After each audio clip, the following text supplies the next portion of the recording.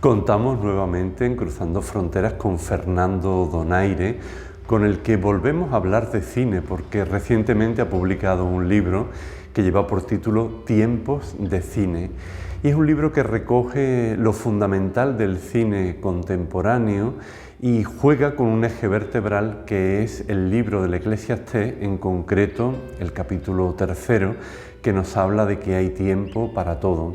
Él, en esos diversos tiempos de los que podemos gozar en la vida, va agrupando películas de dos en dos por pareja y va desarrollando un itinerario bien interesante. Este libro es una especie de guía para que no nos perdamos lo esencial de estas obras del cine, y él para ello nos va a ir indicando aquellos acentos o aspectos que no nos podemos perder. Contamos nuevamente en Cruzando Fronteras con Fernando Donaire, al que le damos una bienvenida muy cordial. Hola Fernando, ¿qué tal estás? Buenas tardes, ¿qué tal, Fernando? Encantado de estar otra vez contigo y pasar esta tarde contigo. Muy bien. Bueno, pues ya tengo en mis manos el libro Tiempos de Cine, que es un libro consistente, variado, y yo creo que es un libro muy necesario para ahondar sobre todo en la profundidad que hay detrás de las películas, para no quedarnos en una lectura superficial, y puede tener muchas aplicaciones, pero de todo eso nos vas a ir hablando tú mejor, que eres el creador de esta obra. Así que si te parece, cuéntanos un poquito cómo surge este libro, cómo está estructurado y qué fines tendría el libro. Muy bien. Bueno, yo quería empezar bueno, porque la vida nos lleva muchas veces a cerrar el círculo, y recuerdo pues un junio de 2018 que coincidimos tú y yo en Salamanca después de un congreso de colegios de los Padres Blancos, y en un bar que tenía nombre de los personajes de Tintín. Me propusiste de hacer la crítica de cine de la revista 21, ¿no? La querida revista 21. Y entonces, pues a partir de ahí empecé a hacer esta columna que llamé así, Tiempos de Cine, desde 2018 pues hasta que se cerró la revista, pues hace un año, ¿no? Más o menos. Sí, 2022, ¿no? 2022, en diciembre de 2022. Bueno, entonces, bueno, pues esos años pues hice muchas críticas, ¿no? Bueno, pues yo tenía siempre en mente la idea de recoger, bueno, porque me gusta mucho esos versículos del Eclesiastés en los que se nos habla de que hay tiempo, que la vida pues se define o se puede definir como que hay unos tiempos para todo, ¿no? Y entonces pues se me ocurrió la idea de ir ajustando películas a cada tiempo, ¿no? Son 30 tiempos los que aparecen en esos versículos del Eclesiastés. Y bueno, ahí me surgió la dificultad de que todas las críticas que yo tenía hechas no cabían, no se podían encajar en esos tiempos, y tenía que hacer otras críticas nuevas, ¿no? Y entonces, pues nada, me puse a ello, a buscar películas que pudieran encajar en esos tiempos y a construir el libro a partir de ese núcleo, ¿no? Y bueno, es articular un material que yo ya tenía hecho con otro material que creé específicamente para el libro. Y después, bueno, pues lo acompañé con los otros tiempos que sobraban, con las otras críticas que sobraban, como otra parte del libro. Y lo comencé y lo terminé pues con dos reflexiones que también tenía. Pues yo hice un máster de cine en Córdoba. Tenía una cosa que había escrito sobre Saura, que me parecía que es un autor que me gusta mucho, y bueno, pues había fallecido en esos momentos cuando yo terminaba el libro. Me parecía bonito hacerle un homenaje, ¿no? Esa escena de flamenco flamenco que aparece al final del libro, casi como epílogo. Y una primera de todo el trabajo que yo había hecho sobre la interioridad, y me había acercado a la interioridad en el cine, ¿no? Entonces, bueno, pues cerré un poco esos tiempos a partir de esa estructura, ¿no? Bueno, en el fondo no, al final uno no escribe de un tirón lo que va a contar, sino que articula muchas veces lo que está escrito. Por eso hay tanta variedad de películas, ¿no? Que no son películas, todas no son de autor, hay muchos géneros, hay películas más comerciales y menos comerciales, porque bueno, también era la vocación de una revista como Revista 21, que está abierta para toda la familia, para todo el público, no podía tener películas como muy, diríamos, específicas. Ujú. Si te parece ahora, vamos a contactar con Úbeda porque allí hay alguien relacionado contigo que quiere hacerte una pregunta, una de las preguntas sorpresa del programa. Le escuchamos. Hola Fernando, soy Pepe de Úbeda, amigo de Fernando y a pesar de ser amigo se me ha quedado una pregunta importante que hacerle en la presentación de su libro Tiempos del Cine. Y es que ¿qué le resulta más interesante? ¿Es la ejecución final o el proceso anterior que hay hasta llegar a esa finalización de la película? Pues me da alegría de ver a mi amigo Pepe Tinajo de Úbeda, uno de los mejores amigos que tengo en Úbeda. Bueno, en Úbeda tengo muy buenos amigos, gracias a Dios, y me siento como en mi casa cada vez que voy. Y bueno, pues agradecerle la pregunta y contestándole un poco a lo que pregunta sobre el proceso, sobre el final, yo creo que como Cavafis, ¿no? Creo que el viaje es lo más importante, ¿no? Entonces, por tanto, el proceso en muchos aspectos es más importante que a lo mejor la obra final, ¿no? Y en muchas obras se ve cómo ese proceso está muy cuidado, ¿no? Más allá de que la obra final no sea perfecta. Tampoco hay películas perfectas o cosas que tienen que rocen la perfección, ¿no? Para eso ya tenemos a Dios, ¿no? Que es el que se nos presenta como ese Dios amor y ese Dios que está por encima de cualquier idea que pueda tener el hombre, ¿no? Sin embargo, pues el proceso también nos acercamos a él como hacedores, ¿no? de una realidad y en ese sentido yo creo que los procesos son muy interesantes. A mí me gusta toda esa tramoya, ¿no? del cine, todas esas vísperas, todo ese tiempo de cocción que de alguna manera dan con el producto final o con la obra final, que puede gustar más o puede gustar menos, pero ya tiene sentido en sí por todo el proceso que se ha realizado, ¿no? Yo creo que es también un paralelismo con la propia vida, ¿no? A veces no llegamos a los objetivos o a los proyectos que nos marcamos, pero sí tiene sentido todo el viaje que hemos hecho hasta llegar allí. Fernando, ¿podríamos decir de alguna manera que, aunque el telón de fondo sea estos tiempos del libro del Eclesiastés, pero detrás de esta obra está lo que podríamos llamar el cine espiritual? Sí, tal como yo entiendo el cine espiritual, yo no soy muy fan o muy seguidor del cine explícitamente religioso. Pero creo que el cine contemporáneo, si sabemos buscar y sabemos mirar, que es una cuestión de mirada, yo creo, nos encontramos muchos ejemplos de cine profundamente espiritual que a la vez es profundamente humano, ¿no? Yo creo que esas dos características son fundamentales de este tipo de cine, ¿no?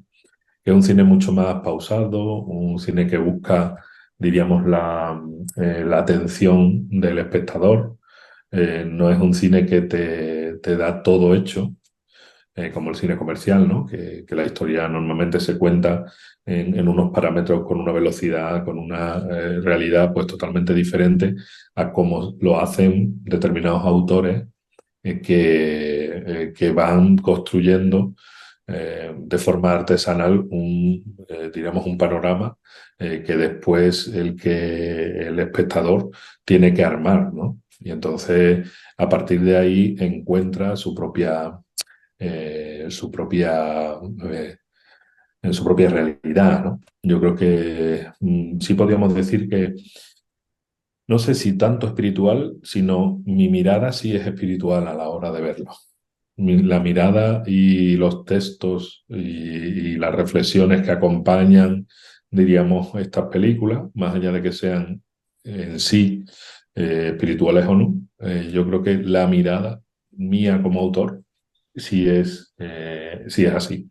El prólogo es un prólogo muy bonito de Pablo García Casado, poeta y escritor, y él dice en el prólogo: este libro que ahora tienen ustedes entre sus manos puede ser leído de muchas maneras.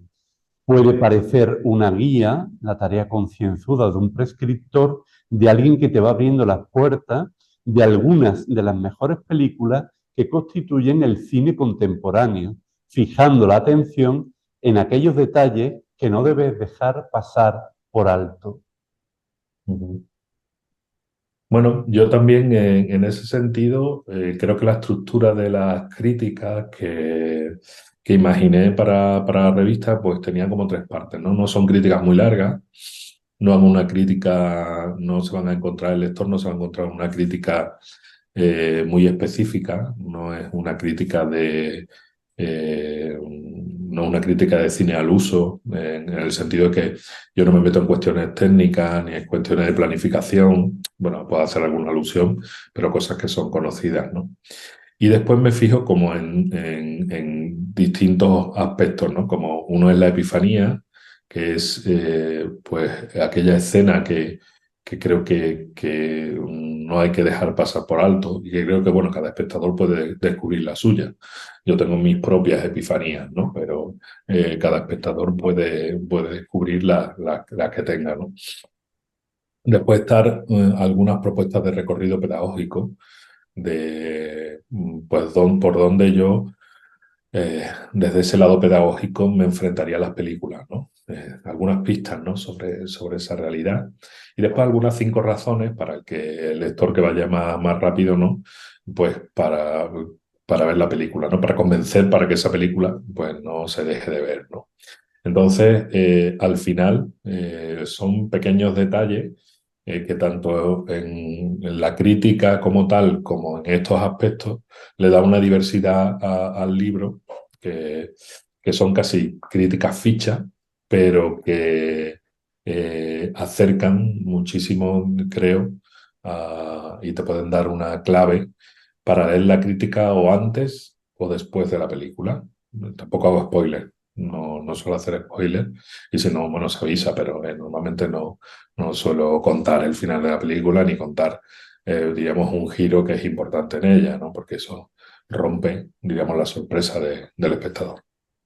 Es decir, que entonces el libro puede tener un uso estrictamente personal, pero se puede aplicar a la docencia o a otros ámbitos, ¿no?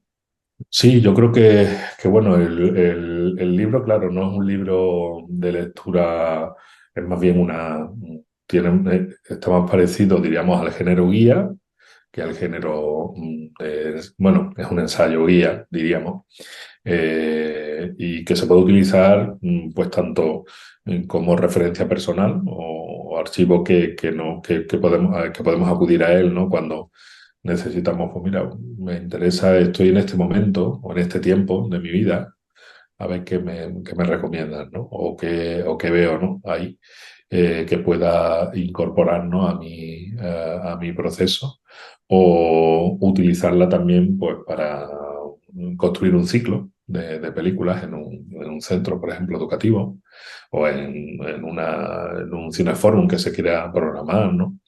Yo creo que te puede dar ideas, ¿no? Para abrirte a esas realidades, ¿no? Incluso el prólogo, este prólogo que se llama La piedra y el secreto, pues te puede dar algunas sobre lo que es el cuidado de la interioridad y el cine contemporáneo, ¿no? Cómo se acerca ese aspecto, ¿no?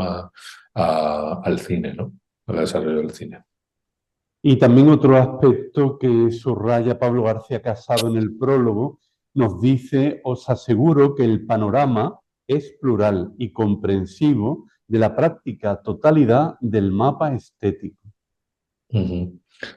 Bueno, eso yo creo que es fundamental. Yo creo que es una característica mía también en el sentido que no me centro en un género ni en un tipo de película. Me gustan tanto las películas comerciales como las películas de autor, como las películas muy taquilleras. No, no quiere decir que una película muy taquillera pues esté fuera, ¿no? Porque bueno, ahí está Campeones, que fue la primera crítica que escribí, o está una película tan rara, por ejemplo, o tan difícil como Annette, de Leo Carax, que es una película totalmente pues, de autor, de cine mucho más contemporáneo y una película pues más difícil de ver, diríamos, ¿no?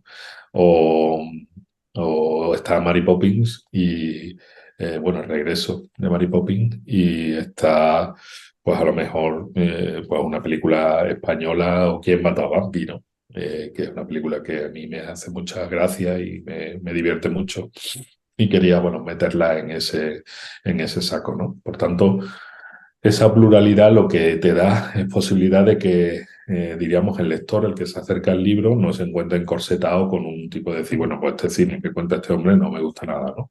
Bueno, aquí te puedes encontrar con mucha clase de cine que te da posibilidades, ¿no? De abrirte. Otra cosa es que cada uno después tenga su gusto, ¿no?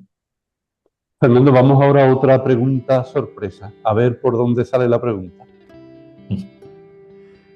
Hola a los dos Fernandos, ¿qué tal? ¿Cómo estáis? Encantado de saludaros. Nada, mi pregunta es muy sencilla.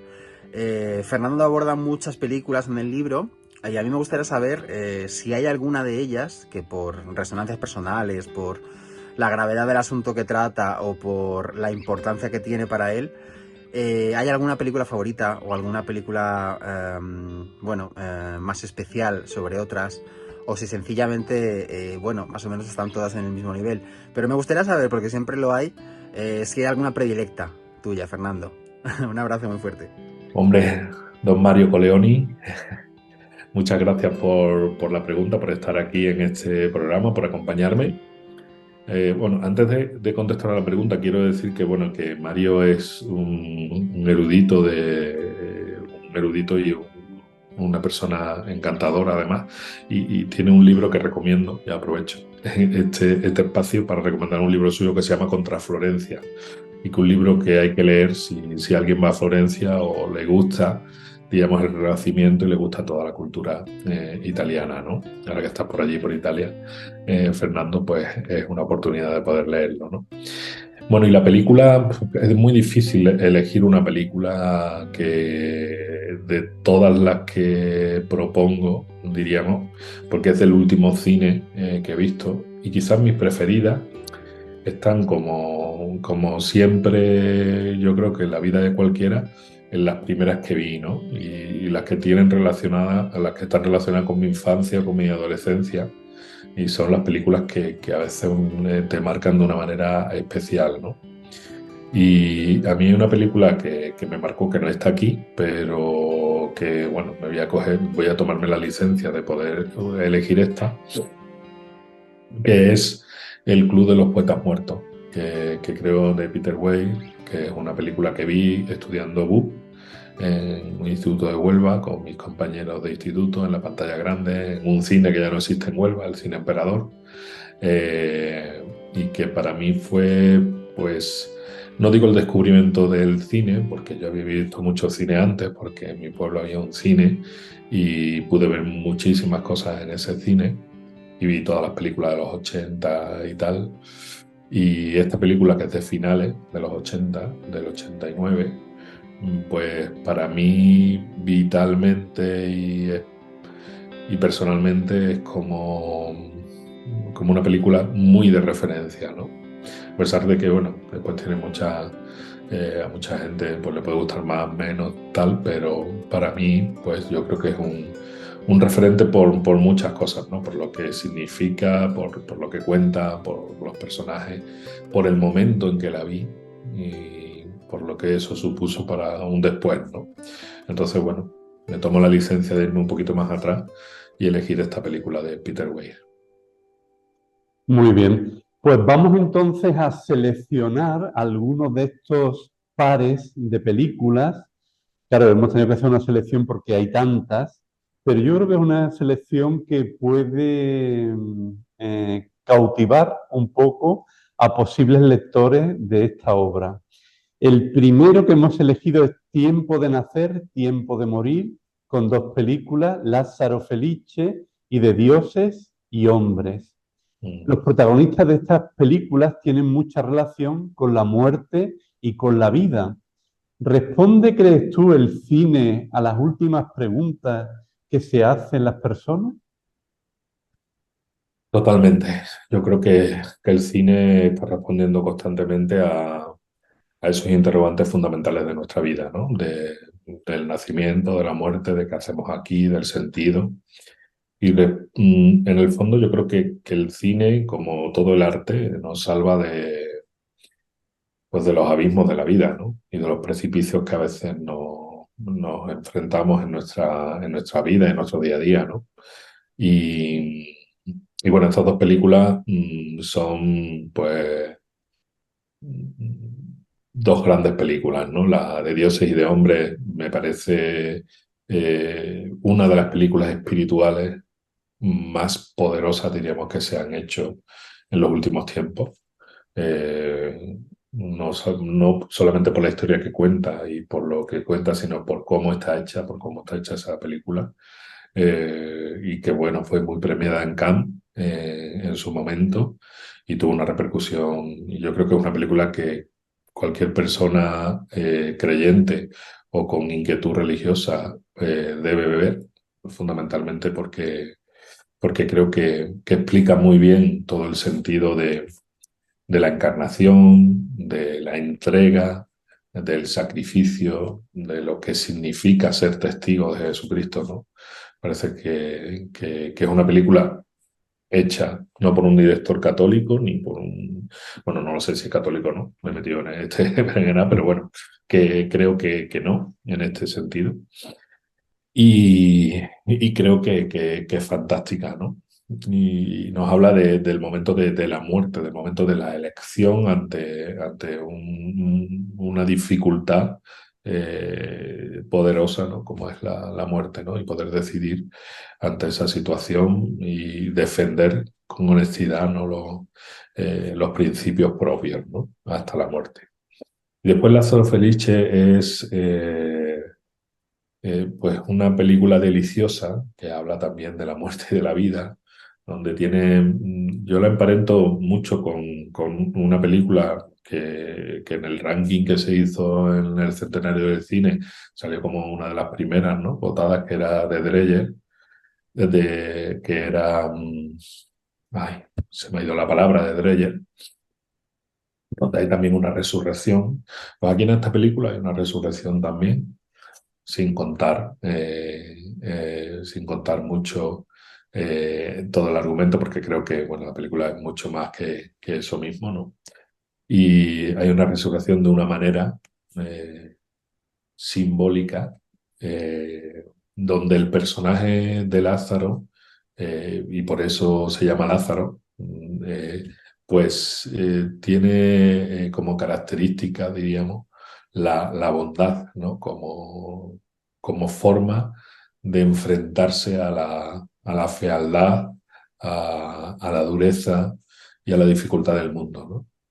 Y creo que su directora, que acaba de estrenar, pues bueno, que en Cannes llevó otra que se llama La Chimera, que todavía no se ha estrenado aquí en España, se estrenará durante este 2024, pero es una directora a la que hay que seguir porque es una directora muy interesante. Las películas que tiene, pues tiene una mirada sobre el ser humano muy humanista, ¿no? Y muy interesante. Pues continuemos con el Tiempo de hacer duelo, Tiempo de bailar, con dos películas, Manchester frente al mar y La La Land. El duelo, la alegría, el desamor, la pérdida. ¿Ayuda realmente el cine a vivir, Fernando? Totalmente. Yo creo que sí. El cine ayuda a vivir y algunas veces nos salva de lo que he dicho antes, ¿no? De esos precipicios, ¿no? Estas dos películas son, pues, el puro contraste, ¿no? Digamos, el cinemascope y el color de La La Land frente al duelo de, eh, eh, contado, ¿no? A través de Albinoni, con ese momento musical que está en el centro de la película y que yo le llamo el epicentro del dolor, ¿no? Eh, entonces son como dos maneras de contar las cosas que nos pasan en la vida, ¿no?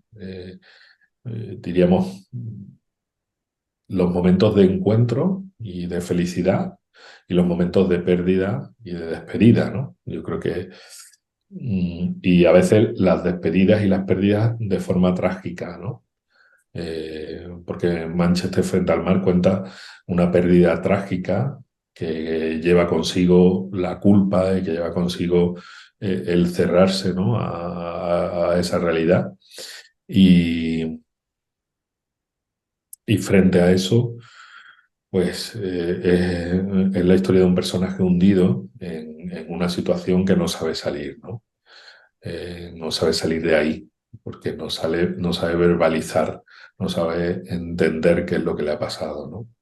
A veces diríamos, la tragedia de la vida nos mete en un caparazón que nos impide salir de ahí, ¿no? Frente a La La Land, que es la capacidad de descubrir, digamos, la alegría de vivir, ¿no? Aunque La La Land yo tampoco creo que sea una película felicísima, porque también hay una pérdida que hay que gestionar ahí, frente a todo ese color, pero sí nos cuenta de una forma gráfica, musical y de una forma fantástica, ¿no?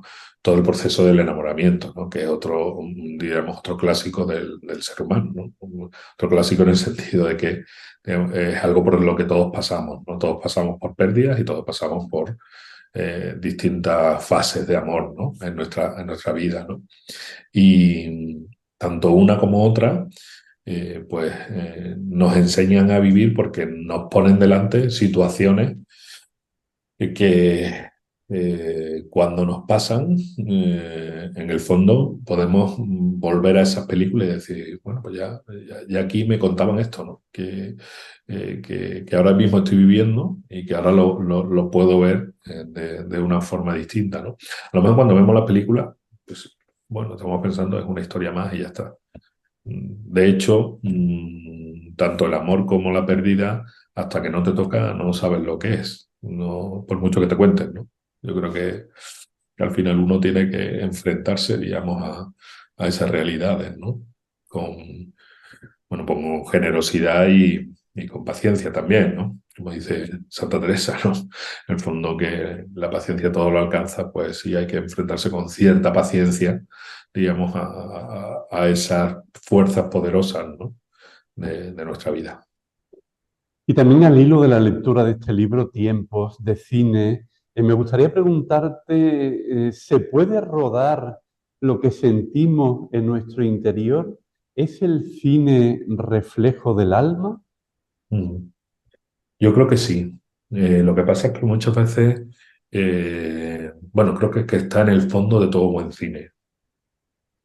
El buen cine me refiero a un cine contado con honestidad, con una historia bien montada,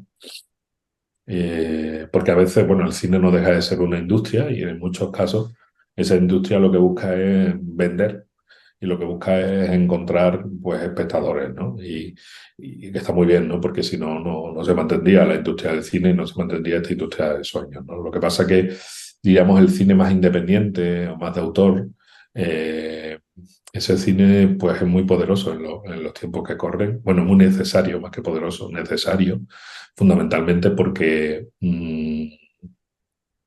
abre, diríamos, la posibilidad de pensamiento y rompe determinadas estructuras que a lo mejor tú no lo puedes hacer en una gran empresa, porque, diríamos, los intereses de esa empresa no te dejan, ¿no?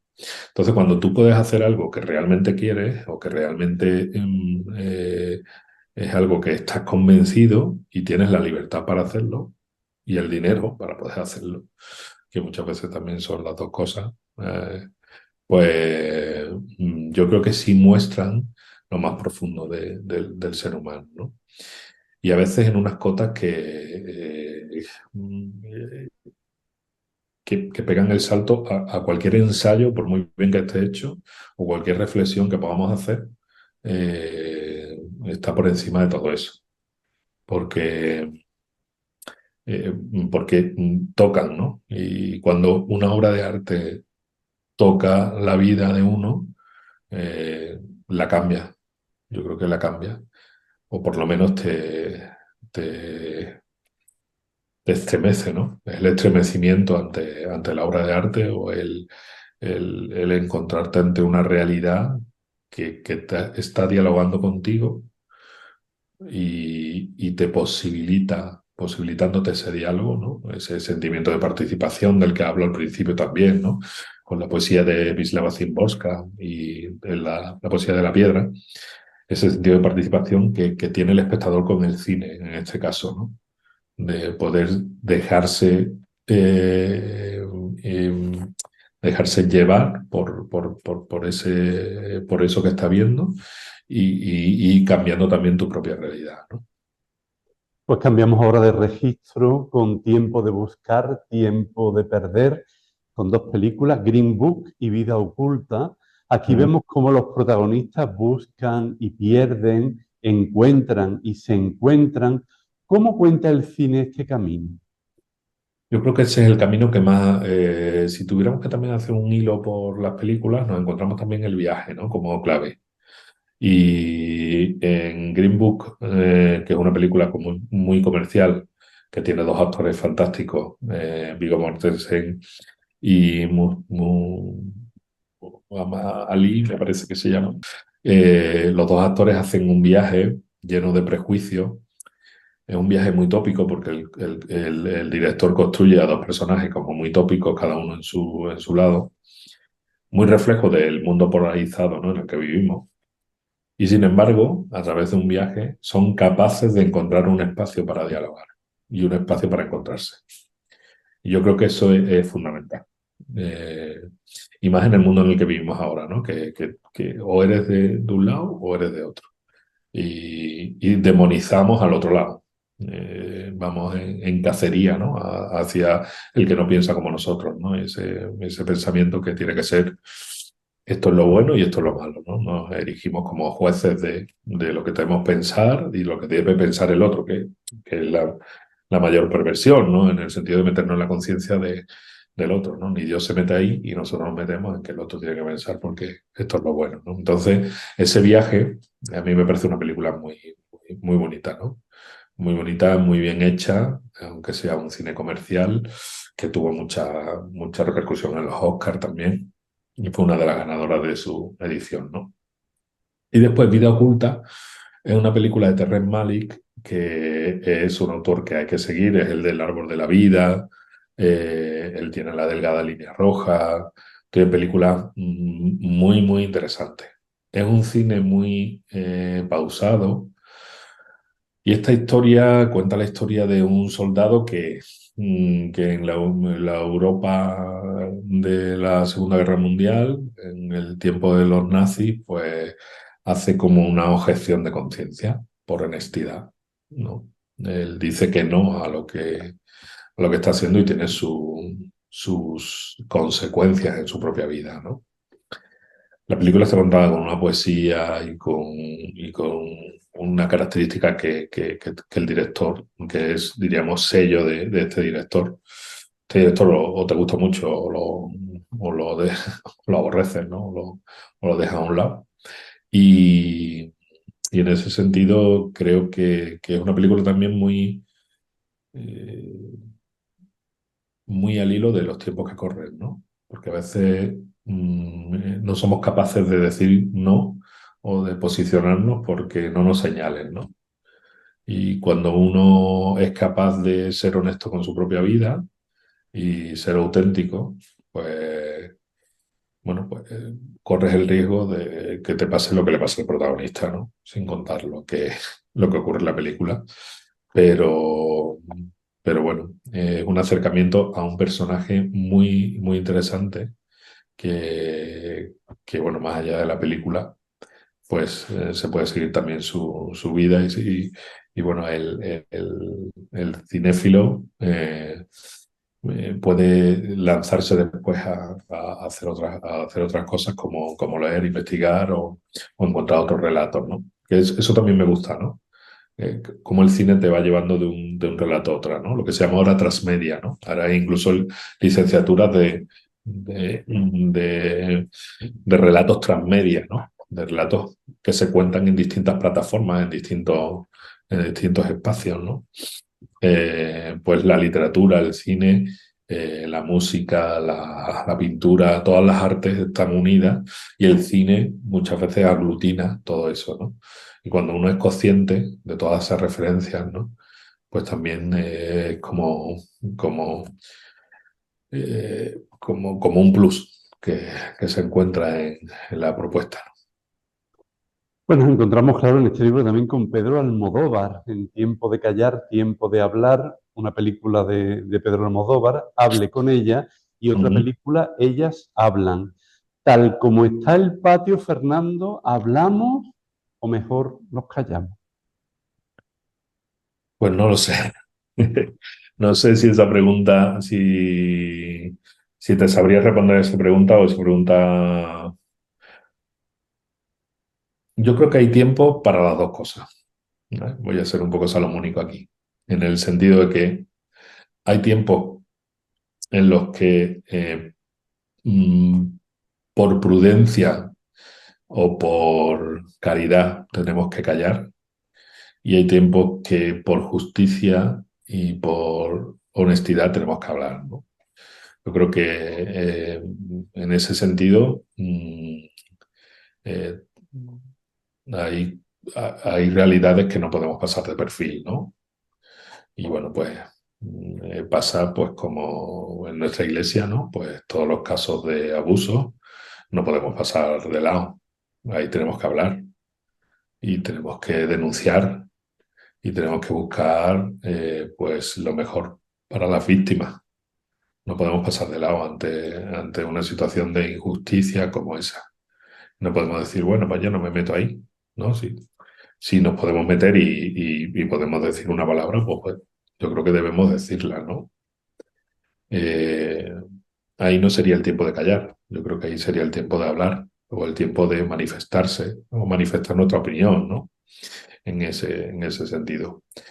Quizás en otros momentos, pues a lo mejor yo creo que el silencio como instrumento para encontrar al Señor y como instrumento para la contemplación es muy bueno, no como instrumento para de alguna manera denigrar al otro, ¿no? Porque a veces podemos utilizar el silencio como de forma eh, de hacer una indiferencia al prójimo, ¿no? Al que está a nuestro lado.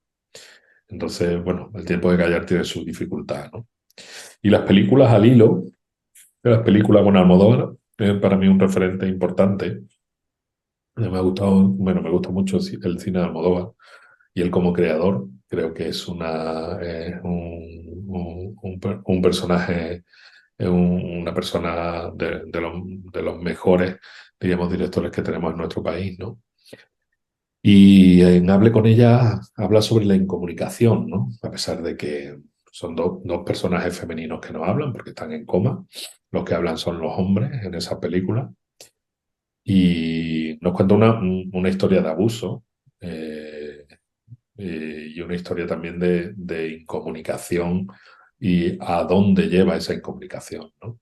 Y lo hace de forma magistral, creo, ¿no? Aunque la película, bueno, pues tiene como todo, ¿no? Tiene también sus detractores y sus seguidores, pero para mí me parece una de las mejores de Almodóvar. Y la pongo en conexión con Ellas hablan, que es una película muy reciente de Sarah Polley, que nos cuenta cómo la mujer, prácticamente la película se desarrolla en un cobertizo donde hablan mujeres y hay un hombre que toma nota. El único hombre que aparece, el único personaje masculino que aparece el secretario, ¿no? El que toma nota, pero no habla tanto. Y son las mujeres las que, ante una situación de injusticia que se está produciendo en su comunidad, deciden abandonar la comunidad. Y antes de abandonarla, pues la película habla de por qué tienen que abandonar la comunidad y cuáles son las razones que llevan a ello, ¿no? Y bueno, ahí creo que se muestra esa necesidad, ¿no? de hablar y de compartir aquello que tenemos, ¿no? Pero yo creo que, bueno, pues tenemos esas dos vertientes, ¿no? Tenemos que equilibrar el no hablar con el hablar, ¿no? Eh, eh, Como dice San Juan de la Cruz, es en un pequeño adagio que tiene, que es callar y obrar. A veces sí hay que... el parloteo o la locuacidad constante tampoco nos lleva a ningún sitio. En el mucho hablar no faltará pecado, ¿no? También lo dice la escritura, ¿no? Entonces, bueno, ese hablar que es un cotorreo que al final no nos lleva a ningún sitio, no, pues es el que hay que evitar un poco, ¿no? Y buscar el silencio. El otro, ante la injusticia, yo creo que siempre tenemos que tener una palabra, ¿no? A disposición. Y ya la última pareja de películas está muy entroncada con nuestro tiempo. Tiempo de guerra, tiempo de paz, con los hermanos Sister y Compartimento número 6. Para la guerra y para la paz, curiosamente, has elegido unas películas que en principio pues, no nos pegan mucho para el tema. ¿Por qué estas películas? Bueno, aquí estuve dudando mucho en cuanto a elegir sobre lo explícito o no lo explícito de las palabras, ¿no? Porque, claro, hay un montón de películas, ¿no? que nos llevan a estos temas, ¿no?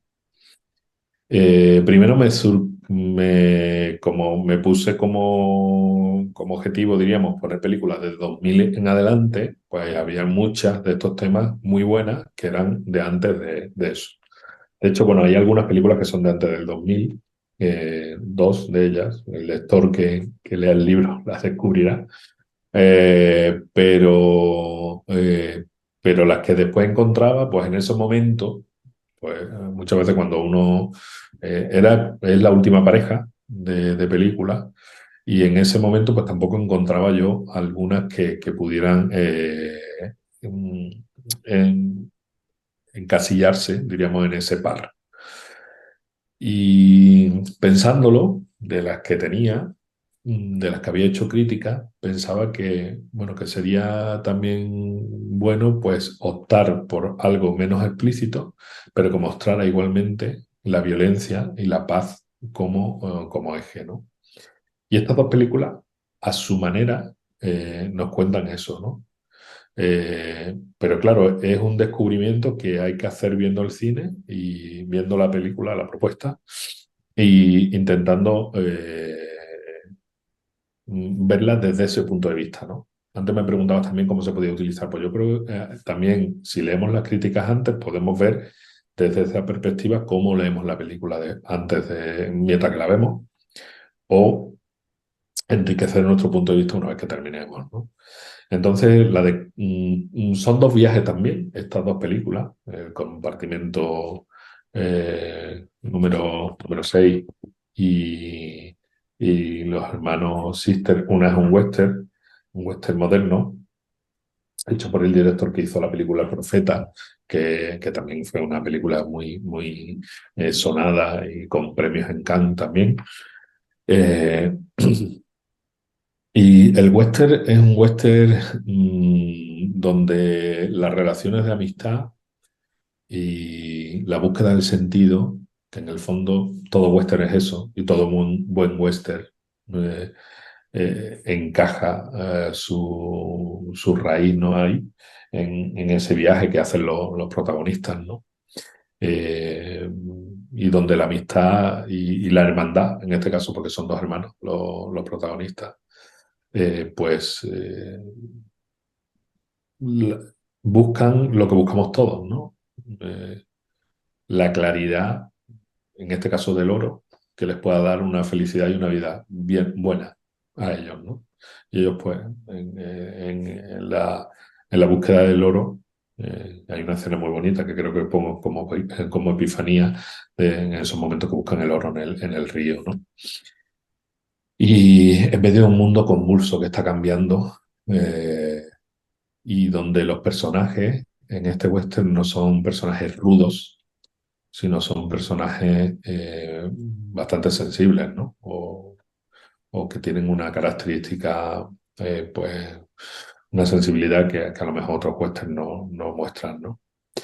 Y por otro lado, la otra película es el encuentro entre dos personas de distintos países de Europa que hacen un viaje en un tren, eh, en un compartimento de un tren, que en un principio son personajes totalmente antagónicos, pero que en todo ese viaje, marcados por un contexto también de violencia y de guerra, pues buscan una paz y un encuentro entre ellos, ¿no? En el fondo, casi todas las películas hablan de lo mismo, de esa búsqueda, ¿no? O todas las películas bueno, que a mí me interesan como tal, ¿no? Porque, bueno, que te cuenten, pues, algunas nada más que tienen pues un desarrollo como mucho más plano, que te cuentan una historia que no profundiza, ¿no? Pero cuando nos encontramos directores y directoras, ¿no? que profundizan en esos temas, yo creo que se están haciendo muchas películas muy, muy interesantes y muy profundas, ¿no? Hay una película muy reciente que no está en el libro, claro, pero que me gustaría que hicieras un pequeño comentario, que es Teresa. Decidme, ¿quién sois? Teresa. Si es que sabéis quién sois. Entonces ya ha empezado mi juicio. Teresa, habéis sido encausada. ¿Por qué no me decís de una vez qué estáis buscando? Salvar vuestra alma o quemarla. La lengua hecha pedazos.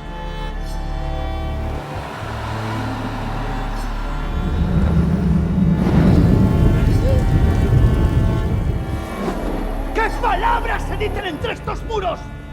¿Qué palabras se leen? ¿Nunca dudáis, Teresa?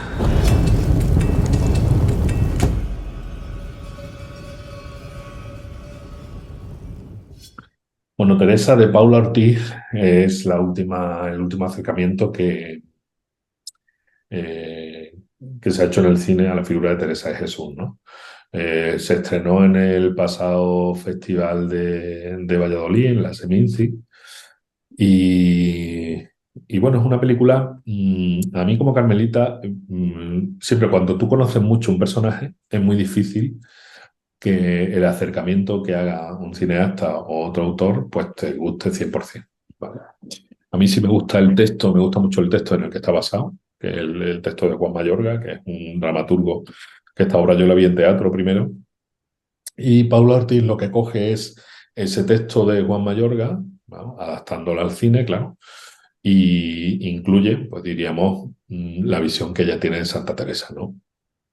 Muy en conexión con lo que ya hizo Ray Loriga antes en su película, aunque va por otros derroteros diferentes, porque el peso lo tienen en un tour de force, diríamos, entre Blanca Portillo y Asier Siandía, que son los dos personajes que son Teresa y el Inquisidor.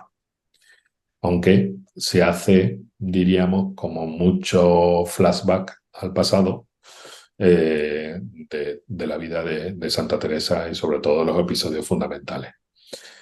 Y en esos flashbacks o en esas idas a determinados momentos de la vida de Teresa, junto con el texto, a mí en el desarrollo de la película a veces me casan mejor y a veces me casan peor, ¿no? Pero bueno, también es una opinión. Yo creo que la película tiene muchas más virtudes que defectos, y que se puede ver como un acercamiento de este siglo, digamos, a una figura universal como es la de Teresa de Jesús, y una figura tan poliética, tan que a tantos autores, bueno, el año pasado falleció Concha Velasco a principios de diciembre, que fue, pues yo creo que la actriz que mejor interpretó la figura de Teresa en esa serie que magistralmente dirigió Josefina Molina y que guionizó Carmen Martí Gaite, ¿no? Entonces, bueno, ahí pues hubo como un estado de gracia, diríamos, en toda la consecución de una serie del 82, del año 82, cuando se celebró el 4º centenario de su muerte, ¿no? Entonces, bueno, eso es una referencia. Paula no intenta hacer una visión, una revisión historiográfica de la vida de Teresa, sino que parte a partir de un texto dramático y hace una película muy interesante también que creo que va a dar mucho que hablar en ese sentido. Fernando, ya una última cuestión. ¿Algún proyecto más de cine de cara al futuro? Bueno, pues en ese sentido creo que lo podemos conectar con esta pregunta anterior que me has hecho, Fernando, porque bueno, me he ido acercando sobre todo a cómo el cine se ha ido acercando a los santos carmelitas, ¿no? Y sí me gustaría hacer, aunque todavía no he hecho, sí me he acercado a Teresa de Lisieux, con la película Thérèse de Alain Cavalier. Ya también tengo alguna cosa escrita sobre La Noche Oscura de Carlos Saura, de San Juan de la Cruz. Tengo hecho un trabajo bastante, vamos, que tengo que seguir con estas nuevas incorporaciones sobre Teresa de Jesús. Está también ahí esa película francesa, Diálogo de Carmelitas, que es una película preciosa. O Adiós Muchachos, que también se desarrolla en un internado de carmelitas. Entonces me gustaría hacer como un cinema carmelitano, como un acercamiento al Carmelo desde el cine, ¿no? Cómo el cine se ha acercado al universo carmelita, al universo, carmelita, y poder recopilarlo y ponerlo en una propuesta, ¿no? En un libro futuro. Esa es un poco lo que tengo en mente en cuestión de cine, ¿no? Pues nada, adelante con ese proyecto carmelitano, pero eso será en un futuro. Ahora invitamos a nuestros amigos a que se acerquen a esta obra Tiempos de Cine de Fernando Donaire, una obra que seguro que no les va a defraudar y que nos muestra una panorámica muy amplia, muy interesante para ahondar en todas estas películas. Muchas gracias, Fernando, y hasta siempre. Muchas gracias, Fernando, siempre a ti. Si te ha gustado esta entrevista en Cruzando Fronteras, te animamos a que te suscribas a nuestro canal, que le des a like, que actives la campanita y que también dialogues en torno a este libro, Tiempos de Cine.